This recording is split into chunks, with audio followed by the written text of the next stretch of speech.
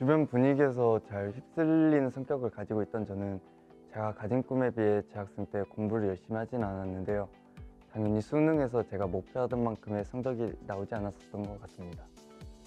그러다 보니 제가 희망하지 않았던 대학에 다니고 적성에 맞지 않는 공부를 하며 회의감이 들었고, 공부를 열심히 했더라면 더 좋은 결과를 낼 수 있었을까라는 생각이 들었습니다. 그래서 대학을 휴학한 후 바로 강학기숙에 입사하였습니다.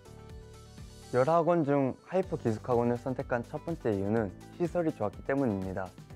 좋은 시설로 이전한 첫 해이다 보니까 인강실, 자습실, 강의실 등이 모두 깨끗했고 온냉방 시스템이 잘 갖춰져 있었습니다.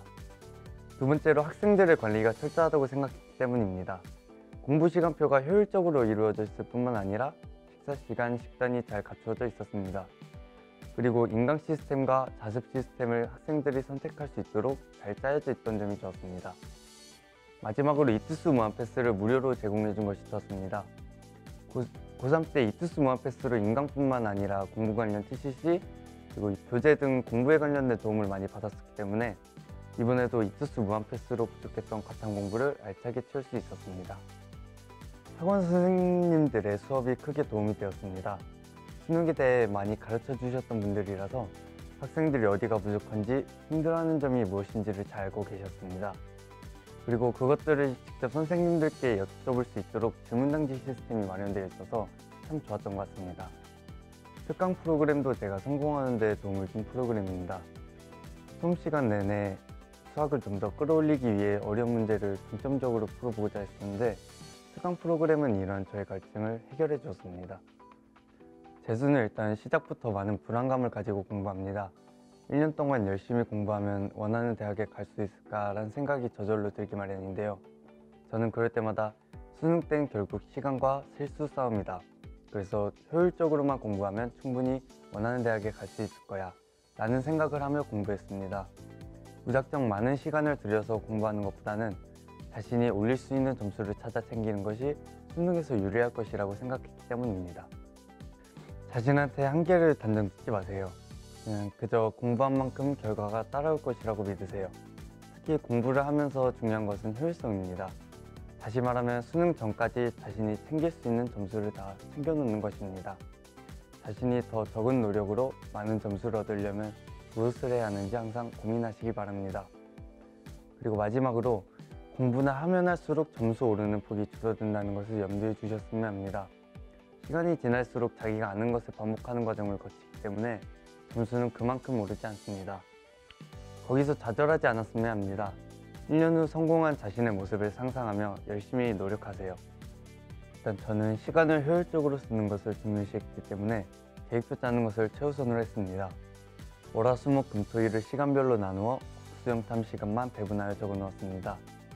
일정량의 진도를 적어 놓지 않았던 이유는 두 가지가 있는데, 첫 번째는 그 양을 채우지 못했을 때 그거에 매달려 다른 과목의 시간들이 빼앗길 수 있다고 생각했기 때문이고, 두 번째는 미리 정해진 공부를 하는 것보단 그날 공부하는 것을 채우는 것이 더 효율적이라 생각했기 때문입니다.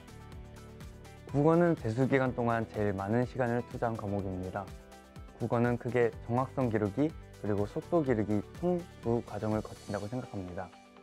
정확성을 키우는 과정은 15개년치 수능과 6, 9월 모의고사 7개년치를 각각 2번씩 푸는 것이었습니다.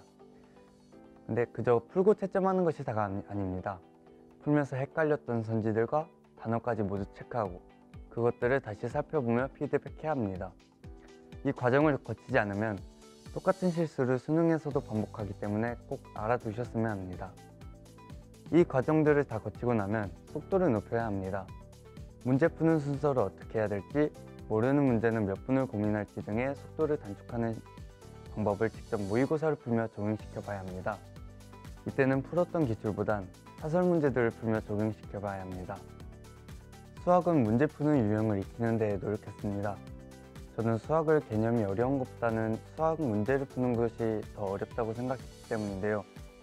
그래서 고난이도 문제들의 경우에도 결국 여러 가지 유형을 합쳐낸 것들이 많습니다. 그렇기 때문에 개념을 배우고 나서 그에 관련된 다양한 유형들을 풀며 체화시키는 것이 수학 공부를 하는 방법이라고 생각합니다. 영어는 단어가 생명이라고 생각합니다. 일단 단어들이 무엇을 뜻하는지를 알아야 문제를 풀 수 있습니다. 그래서 단원을 1년 내내 놓지 않고 공부해야 하는 것이라고 생각합니다. 그 다음 구문 해석이 완벽히 되는 것이 중요하지만 사실 쉽지는 않습니다. 저도 그 사실을 일찍이 알고 있었기에 다른 방법을 강구했는데요. 저는 오랫동안 고민한 끝에 EBS 연계에 중점을 두고 공부했습니다.